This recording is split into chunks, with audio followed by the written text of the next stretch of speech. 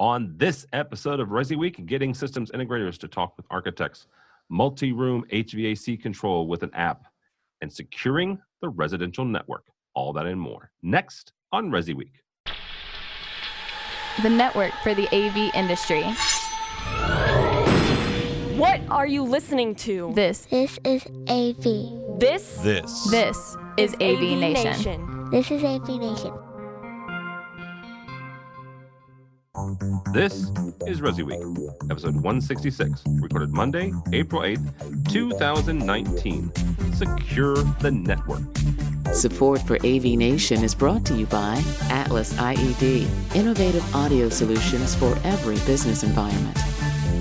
This is ResiWeek, your weekly look at the residential AV industry. I am your host, Tim Albright, in for the vacationing Mr. Matt D. Scott. With us to discuss the news that we have gathered this week, first and foremost, his name is Jason Nutt, and he is with CE Pro. How are you, sir? I'm great. Thanks for having me. Absolutely. Also with us is Bryce Norstrand. Bryce is from Access Networks. Welcome, sir. Hello. Good morning. And last but not least, a first-timer here, so you two be nice to him. His name is Tom Devine from AV Pro. Welcome, sir. Hey, thanks for having me. Appreciate it. Absolutely. So we're going to start the stories this week. Actually, an event that both Jason and Bryce attended. It was ASEAN's membership meeting in beautiful Florida this past week.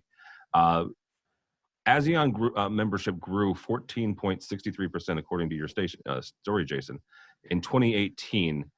And you guys, the ASEAN specifically is emphasizing the relationships that the dealers should have with architects. First, two-part question here, Jason. First, give me an overall sense of the meeting, which you did really well in the story.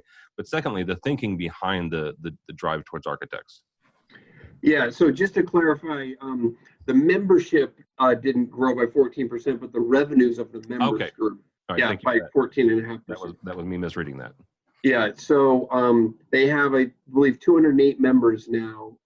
So it's, I think, plateaued a little bit, but it's still a significant group from where it was, or just started 7 years ago. But overall, the group was very positive. You know, Bryce can chime in here too. Although the conversation was structured into what should we be doing to prepare if the market isn't going to be quite that hockey stick upward element that it has been for the last several years. So everybody was talking about operational efficiency and those sorts of things. And one of the key things was they believe to get these integrators engaged in these projects earlier, then the way to do that is through the architectural community. So they introduced some really very creative potential marketing pieces that could be used to target the architectural community. They are asking kind of the members to pool together, to get very targeted. I mean, these are very expensive pieces. Just as an example, one of them is a video, like a VHS box like we used to rent at Blockbuster. Imagine that. But it's mailed directly to an architect, and then he opens it up, and a video sales letter starts from the dealer, and there's a button on there that they press, and it automatically calls the dealer's number. So very creative, very expensive, obviously. So the dealers would have to have a very targeted and pristine architectural list to send this to, first of all, and then the manufacturers, in order to support it, would have to gauge how they can get ROI on it. But that was just one of the creative ideas they had that I thought was pretty targeted on how they could get to the architectural community. That's quite unique. Real quickly, a follow up to that, you said that one of the needs that they would have to actually pull this off is a good targeted list for architects. Did ASEAN talk about ways to go about that? I mean, obviously, all four of us on this call have gotten solicitations from various lists. Was there a good, quality way to make sure that you're targeting the right people? Well, the default is going to be the integrator's own list. So the integrator is going to target the particular architects in his community who he is not doing business with. And of course, when something's super expensive from a direct mail standpoint, you're not going to just willy-nilly send it out to every architect in some database. You're going to have a very targeted list. So The default mechanism there is the dealer's own list, and I think because of the cost, they're going to be very narrow with it. All right. Bryce, from a manufacturer standpoint, and someone who's a member of ASEAN from the manufacturer side, what was your takeaway from this event? Well, real quick on the preparation for the economic downturn that people are talking about. We're not hearing that from the dealers. We talked to a lot of the dealers at the event, and they all say the pipeline is full. That there's not. It's good to talk about it. I think it's good to prepare for it, but nobody really knows when it's going to happen, right? Unless there's some major event that causes it. We're not seeing it from housing starts. We're not seeing it from the residential side necessarily, like we did kind of as the precursor in 2008, where you started seeing construction slow down. There's still a shortage of homes, so we're not hearing that the pipeline that when we're talking to dealers, they're talking about their pipeline, and it's still very full. I think it's just people are a little bit apprehensive at this point, knowing that we've been on this ride for a while, and there's probably at some point going to be a turn, and that just is what it is. So as far as the architecture side, one of the things that we had a conversation on the manufacturer meeting about, and I don't think any of this is NDA area, was how do you talk to an architect where you gain their interest? Because you could send them a mailer and talk all about the automated home and all the great things that it does, but if it's too technical, it might be over their head. And not saying that architects don't understand a lot of things, but they live in their world and we live in ours. And you can very easily start saying things that just don't make sense because they don't understand what those things are.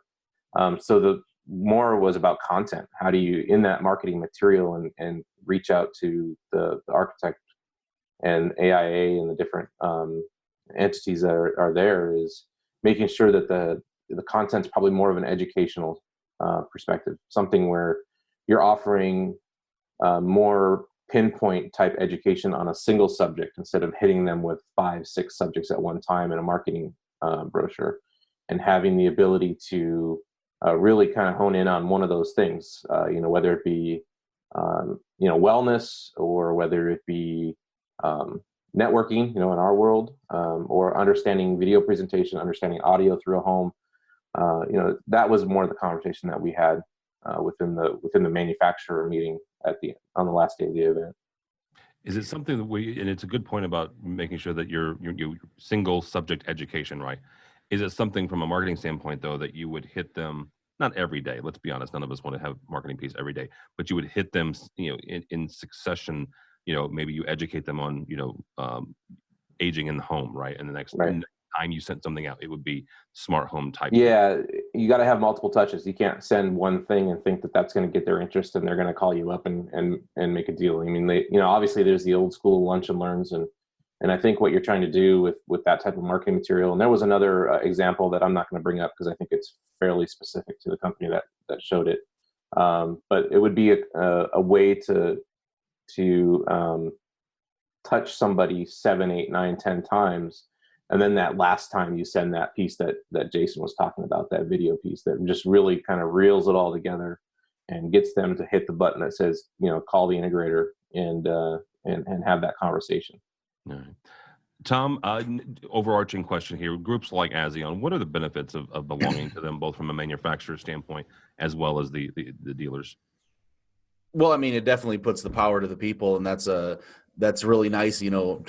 Buying groups in general, clearly, you get to work on these big ideas and work with other companies, and then having AV Pro be a part of the groups that we are, it's definitely expanded our business. I think it's really cool, talking beyond that, of putting together the architect and the audio video specialist in the way that they understand that they are putting together this home, but as more and more companies start working as soon as possible on that building process, we're going to be able to put together way better systems. So let's say, these are the initial talks right now, and we're talking about how can we connect to these these architects, which is great. But I'm really excited for a future where we are talking to these architects and they are putting together, IT along with AV, along with everything else, in their pre-builds and their pre-drafts, to see that what kind of rooms and what kind of shortcuts that we can have in the building process to make the installation easier. It's a pretty cool future. Yeah, absolutely. Completely shameless plug. We actually started an architect show this month in April. The first episode will post the day after this episode of ResiWeek posts. Very cool. And here's the thing: this talk of connecting with architects, I've been hearing for over a year now from various dealers. A couple of our manufacturing partners here at AVNation have also been talking about it. So we reached out to a number of architects, or a couple that have CTSs and CTSDs in house. So that's what we're doing, is we're bringing architects as well as some of those technologists together. The first episode lands this Thursday, so we'll see how that goes as well. So, all right. It would be interesting to see if some of the architects actually start hiring on AV professionals to be, outside of like a restaurant or something like that, but just a guy who's been in the industry for a long time and comes in and is the internal consultant for those technologies within that company. That would be probably a relatively bold move for some of the architect firms out there. There's a gentleman by the name of Brad Colt that I met a number of years ago. He works for HGA out of their Minnesota office, and he's worked for them for quite a few years. He is, their AV, they're in-house, and he's actually part of a team. There's 3 or 4 of them that's what they do, right? And so now HGA doesn't do residential necessarily. They're more commercial and larger venues. But I would be interested to reach out and start a conversation with some of the residential architects and see if any of those have started doing the same thing. Yeah. All right. Next story here comes to us from Residential Systems. HyberSense are designers and manufacturers of a quote unquote patent pending smart climate solution that delivers balanced comfort throughout any space. Here's the short version of this. It's a combination of app and devices that lets you get multi HVAC unit comfort in each room with one unit. And as somebody who, I live with, 3 other people, my wife and 2 kids, and all of us have different temperaments and want different temperatures. I'm certain that all of our offices have the exact same thing. This is an interesting and unique solution. Bryce, from your standpoint, does this thing have legs to go anywhere as far as both residential and maybe even like commercial? Well, I deal with the same issue you do. I work from home most of the time. My wife sits in the same office as me, and we're basically yelling at each other all day long about how hot or how cold it is. So if I had a room in the house where I could say this is Bryce's room and it's 65 degrees in there and it keeps me awake, and she can have one in the house that's 75, I'm kind of wondering how that system works off of a single HVAC unit. And then you start running into the next question I would have would be, how does it work in homes that have 2 units? How does it work in homes that have 3 units? You have upstairs, downstairs. Do those systems collide with each other? I think it's how do you sell a lot of things? You market to the common man, right? You market it to the middle of the group. And most people have one HVAC system in their house. And I think it's got a lot of legs for that scenario where you've got, either a room that's always too hot or a room that's always too cold, and you can try and equalize that out. It'll be interesting to see, the performance side of it. If the HVAC system actually runs more because it's trying to make up for the deficit in one room and closing the vents down in another, that would be interesting to see if it actually runs more often than it would if it was just doing its thing based on one thermostat location. Yeah, so I think it has legs. I think it's very interesting. I looked at the website. I'm interested in it to see how it performs or what the caveats are when using a system like that. So. Yeah, absolutely. Tom, I got a question from your standpoint, whether it's you at your home or talking to your dealers. Is this something that has a potential? Well, I would say yes, for sure. Right? It's the answer to the question that every employee has ever complained about in an office, and every person that has ever lived, like you said, with multiple people. But is it too good to be true, right? Is this thing going to be work as well as we would want it to? Or like Bryce said, are your units going to be running all the time now because you're concentrating on 1 or 2 rooms above other rooms? But if it is just like what I have learned through that article and checking out their website, this is like a dream come true, right? It just seems like I definitely would want to be in an environment and see this sucker work, because this is, if it works like it says it works, then I think this thing has beyond legs. I mean, these guys are going to be very, very successful, and we'll see a lot of companies coming out with trying to be copycats of this if this is the way. Like Bryce said, a single unit system, that is the market to go after, right? Because millions and millions and millions of homes have a single unit system. And if you're successful there, I'm sure that they would have the capital to go after software engineers to work with a 2P system or 2 or 3 unit system for different levels, and expand all the way up to commercial units or whatever else. I would definitely say it has legs, and I think it's a great idea. I think it's a solution for a problem that people have had since the beginning of air conditioning. Yeah, absolutely. Tim, there was a previous company called EcoVent that was out probably 2 years ago with a similar concept, and I know Bob Fields, who's working with HyperSense, actually worked with EcoVent also, and I think they've learned the lessons that EcoVent made in terms of their channel strategy was a lot of the failings as to why that company, which was venture capital funded, didn't make it. So I'm also optimistic about this. I live in a house that's built in 1875, where if the thermostat says it's 70, the only place it's 70 is standing right in front of that thermostat. I can tell you. Well, wellness is a huge topic right now across the industry, across our industry. Wellness is something that lighting control and being able to control the light temperature and what type of light you are exposed to throughout the day. And HVAC is a big, air conditioning, heating. It's a big portion of that. Staying comfortable and not having wild temperature swings can have a lot to do with wellness as well. So I think it's a great topic. It's, the more and more we're connected to devices and sitting in front of computers all day in our homes, the more comfortable the climate has to be able to not be, in a place of stress when you're working from home or when you're sitting in front of a computer. So it's an interesting topic. I'm interested to see where it goes.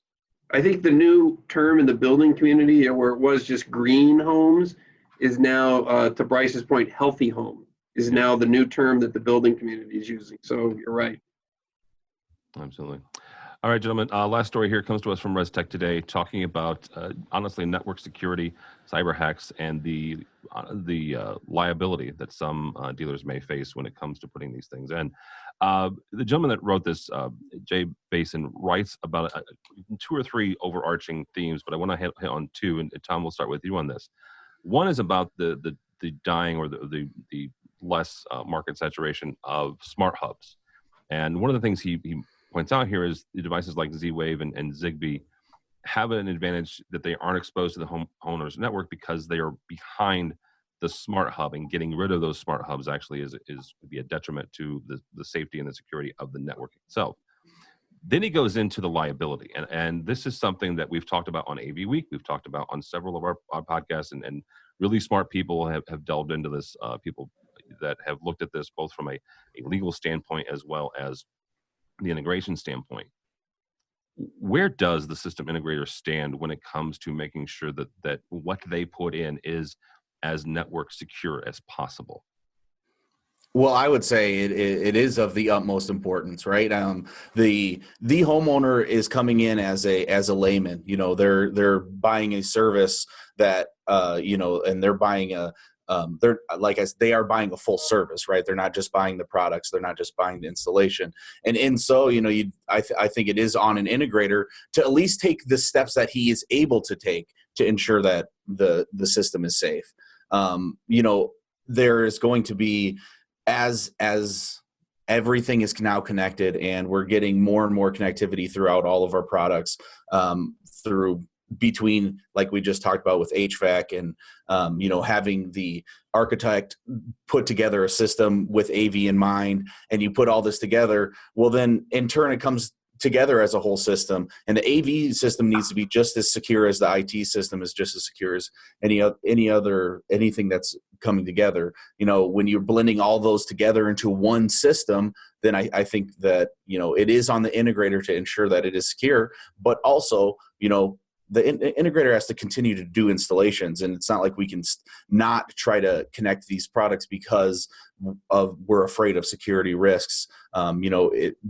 the work has to continue, and I think the integrator just has to take all the steps they are able to take, and they should be covered. All right. Mr. Knott, you've covered this a lot as well over the last few years. Where do you come down, and what have you discovered in your reporting? Well, the two things I'll point to from the liability standpoint is one, and again, Bryce is the expert in terms of talking about network stuff here, so we want to get to him as quick as possible. But the CTA cybersecurity checklist that CTA created, which is a 17-point checklist that integrators and their technicians should use, and not only use to guide their technicians through protecting the home as much as they possibly can from cyber hacks, but also it's a sales tool to show the customer, hey, here are the 17 things we are taking, the 17 steps that we as an integrator are taking to secure your network. And the odds are that most other integrators who are coming to the project are not doing that.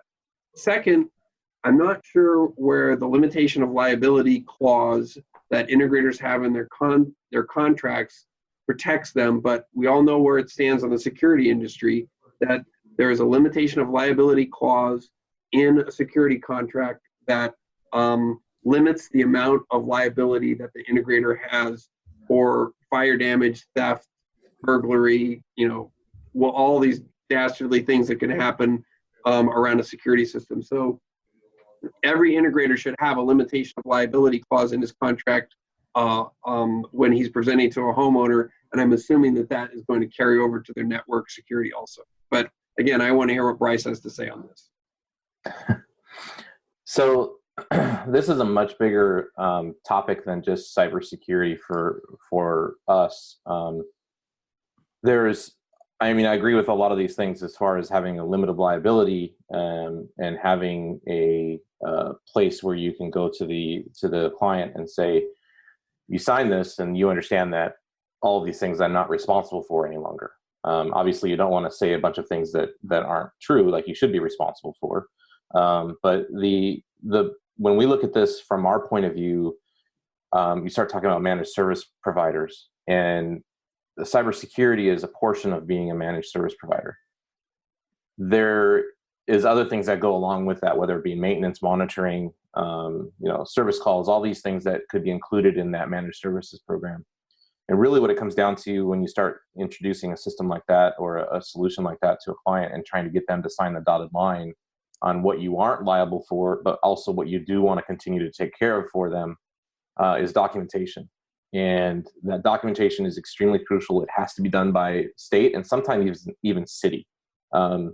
So if you're working in a specific area, the laws in California where I live are totally different than they are in other states. We are held to probably a different standard than somebody in, say, Nebraska or Texas.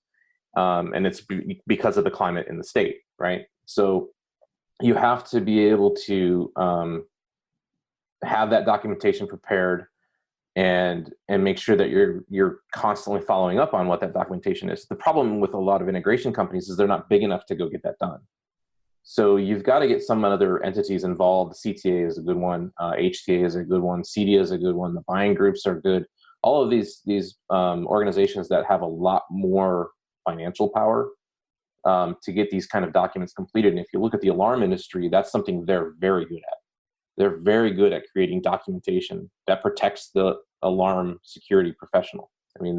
That's something that they've done for years and years and years and years. And it's not one guy sitting at home typing out a contract and then handing it to his lawyer and saying, hey, look this over. There's a whole group of these people that have, the entities behind them that create that documentation that help them across all 50 states.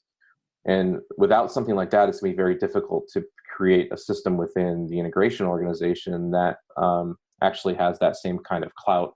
And where that comes, what that also does is start to create legitimization of the industry. So now you've got all this documentation, you've got all these things that go hand in hand, and you can present that to the homeowner, and they look at all that and they say, okay, wow, these guys really have their stuff together. And they're hearing it from everybody they talk to. If they hear it from every integration company that they interview, that they talk to about a project, and then they don't hear it from one guy, okay, that's the guy you're not going to do business with. Yeah. So it legitimizes things across the board. On the cybersecurity side, you've got to have a human error clause. You've got to have a way out if the homeowner clicks on something. You can't stop somebody who gives somebody access to their home. Like if I have all the cybersecurity in the world and I allow somebody into my house with a laptop and they plug into a switch, I mean, there's levels of security that you can get to that you would protect yourself from that. But if that happens in a home, we've created enough convenience where that's probably not going to get blocked. They're going to have access to everything in that house or in that particular VLAN if they're connected on a certain port.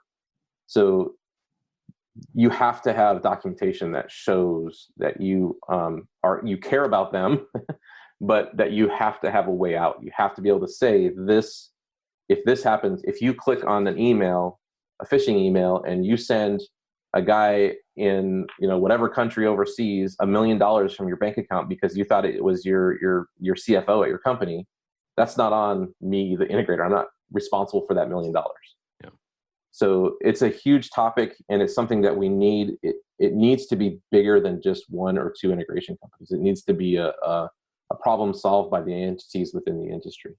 Well, it goes back to you mentioned alarm companies earlier. You can have 15 locks on your front door, but if you give somebody the key to that lock, then the lock company is not responsible because you gave them the keys. Bryce, real quickly as we wrap up here, is this something then? First of all, do you guys have Access Networks? Do you have a baseline? Understand that you guys have got offices in California, but also in Pennsylvania. Mm-hmm. Do you have a baseline that you give your customers and your dealers? Say, look, here's some best practices. This is probably your bare minimum, and then layer on top of that your local, state, city requirements, or is it something where you're just talking to them on an individual basis? No, it's individual basis at this point. It's something that we've been investing in time and effort and money into with a particular law firm that is nationwide. So the fact that we have a law firm that's nationwide, that we can have them review documents. It's not something that we give somebody at this point in time, that we give them a baseline document that allows them to go out and do this. We inform them through our dealer agreement and through other means that they need to work on getting these things done within their local laws and have the documentation. And there's some integrators that have a fairly good limited release of liability that kind of protects them from anything that happens outside of their control, and sometimes that will help. But if you're out, so right now we've introduced 24/7, 365 updates on firewall security with our newer systems, and it opens up a whole other thing. Like, we're saying we're doing this, now we have to be able to back that up, and there's the manufacturer of that firewall has documentation that we can provide to the dealer so that they can take that. But it's not anything that's like a sign on the dotted line. That's something that they need to wrap into. Integration companies need to wrap into the rest of their systems and their processes. It's a very big topic. It's something that that us, Access Networks as a company is fairly passionate about making sure that guys are securing their clients properly. But there's also just as an example, you could secure the crap out of the house from a cyber threat perspective, and then the client calls you and says, I can't do this. And well, you could say, well, we have tight security, that's why you can't do that. It's inconvenient. And homeowners, well, I want that turned off. Okay, you turn that off, and then the next day they're like, hey, I got hacked. It could be that kind of scenario. So it's a very big topic, and we're talking to a lot of people right now about it and trying to figure out what the best path forward is. But it's not going to be one integration company that figures it out. It's going to have to be a community that figures it out. Yeah, absolutely. All right, guys, that'll do it for this episode. Thank you all so much for joining us. Mr. Jason Knott from CE Pro, where do people find you or CE Pro? Obviously, they can go to cepro.com, and they can follow me on Twitter at JasonWKnott. All right, very good. Mr. Bryce, thank you, sir, as always. How do people find you or Access Networks? Just go to accessca.com and click on the contact sales link, and you'll get me or one of my cohorts. All right, very good. And Mr. Tom Devine, thank you, sir, for joining us. Where do people find you or AV Pro Edge? Well, thanks for having me, Tim. And you can find me at avproedge.com. You can contact there, or AV Pro Edge on Twitter, Facebook, Instagram, anything. All right, very good. My name is Tim Albright. I don't look like, nor do I sound like Matt Scott. He is the normal host of this because he's the residential systems integrator. But for AVNation, you can go by the website, avnation.tv. That's avnation.tv. You'll find this program and a host of others. I mentioned the new architect show that we have coming down the way actually this Thursday. We also have 2 other brand new ones. One's dealing with digital signage, Digital Signage Digest, hosted by Lenore Elaine. And another one as we talk to CEOs and executives and how they get stuff done. So check all that out and more at avnation.tv. That's avnation.tv. Thanks so much for listening. Thank you so much for watching. That's all the time we have for ResiWeek.